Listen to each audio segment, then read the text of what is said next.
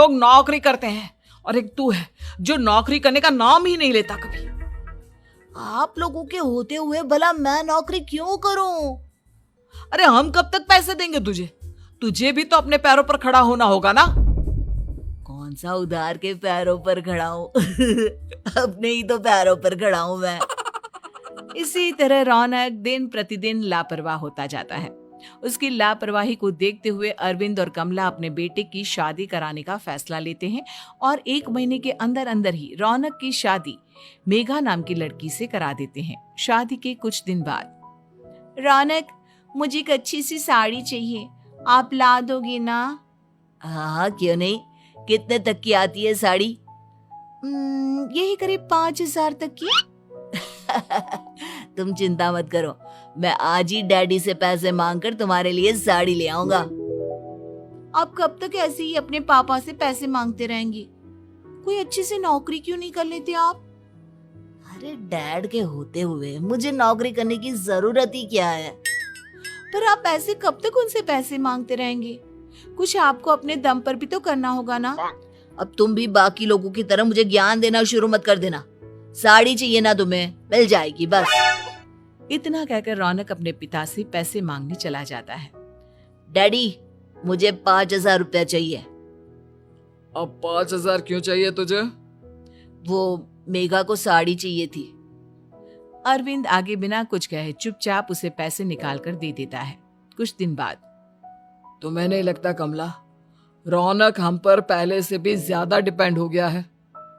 मुझे तो अब उसके भविष्य की चिंता होने लगी है। कल को हमें कुछ हो गया तो वो क्या करेगा? काश तुमने पहले ये सोच लिया होता तो आज हमारा बेटा इतना लापरवाह नहीं होता। तब मुझे कहाँ पता था कि मेरा लाड़ प्यार उसे इतना बिगाड़ देगा कि वो इस हद तक लापरवाह बन जाएगा। कोई बात नहीं, अभी भी देर नहीं हुई। मुझे पता है उसे कैसे सुधारा जा सकता है। कैसे? अरविंद कुछ कहता उससे पहले रौनक वहां आ जाता है और पैसों के लिए हाथ फैलाने लगता है। डैड, मैं और मेघा बाहर घूमने जाना चाहते हैं। अरे वाह, ये आज सूरज कहाँ से निकला है? Dad please. अच्छा चलो अब मुद्दे की बात करो।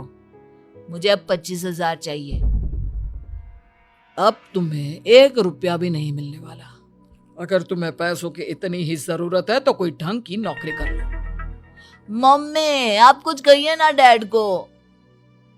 बेटा, वो गलत क्या बोल रहे हैं? ये सब हम तेरे भले के लिए ही तो कर रहे हैं। मम्मा, मैंने बताया ना आपको, मुझे नहीं करनी कोई जॉब वॉब। तो ठीक है, निकल जाओ हमारे घर से। तुम्हारे जैसे लोगों के लिए मैंने ये घर खड़ा नहीं किया है। जितना ये घर आपका है ना, उतना ही मेरा भी है। मैं कहीं नहीं जाने वाला। जाना तो पड़ेगा ही तुझे, क्योंकि अब मैं तेरा कोई भी खर्चा नहीं उठाने वाला। ठीक है, मत उठाइए मेरा खर्चा, मैं अपने दम पर भी जी सकता हूँ। तो बेशर्मों की तरह अब तक यहाँ क्यों खड़ा है? अपना सामान ले और निकल जाए यहाँ से। रौनक पैर पटकते हुए वहां से चला जाता है। घर से निकालना जरूरी है क्या उसे? बिना पैसों के कौन रखेगा उसे किराए पर? अगर उसका भविष्य सुधारना है तो हमें अपने दिल पर पत्थर रखकर ये कदम उठाना ही होगा। दोनों बात कर रहे होते हैं कि रौनक अपनी पत्नी के साथ एक बड़ा सा बैग लेकर घर से निकल जाता है, लेकिन घर से बाहर उसे कोई भी मुफ्त में अपने घर किराए पर नहीं रखता। अंत में थक हार कर वो फिर से अपने घर चला जाता है। क्या हुआ? थोड़ी देर पहले तो दहाड़ते हुए घर से निकला था, अब क्या हुआ? नहीं रखा ना किसी ने तुझे किराए पर? डैड प्लीज, मैं कुछ दिनों में कोई अच्छी सी नौकरी शुरू कर दूंगा। आप तब तक तो हमें रख लीजिए प्लीज। सुबह से रात हो चुकी है लेकिन कोई हमें रखने को राजी नहीं है। अब आप ही बताइए, इतनी रात को मैं मेघा को लेकर कहाँ जाऊंगा? ठीक है, बहू की वजह से मैं तुझे घर पर रख रहा हूँ, लेकिन तू इस घर में एक बेटे की नहीं बल्कि एक किराएदार की हैसियत से रहेगा। 3 महीने है तेरे पास। इन 3 महीनों के अंदर अंदर मुझे तेरी पहली तनख्वाह हाथ में चाहिए, समझ गया?